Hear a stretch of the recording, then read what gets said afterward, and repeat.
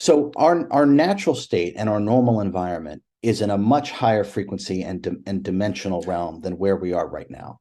Yeah. Okay. Yeah. Now our higher self, and we are a piece or a drop, actually we're 2.5% of our higher self, just like an octopus drops a tentacle down to see what the water is like below. The higher self projects a piece of itself, some of its sentience and energy, into an aspect or soul, which is what we are.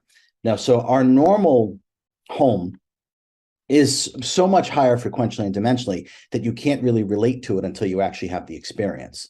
So now we are projected because the higher self wants to experience the lower frequencies, just like the octopus dropping the tentacle to see what the water's like down below. So now as we're being projected, this is really what we're talking about here. Essentially, as we descend frequentially and dimensionally, we're losing consciousness. We're losing our direct communion and connectivity to everything all at once, which is what we normally have.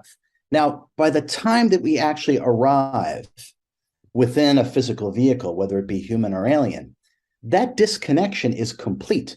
So in general, all of us get here and be like, how did I get here? Who am I? What am I doing here? What is the point? I have all these questions and I literally have no answers because the disconnection from where we come from is complete.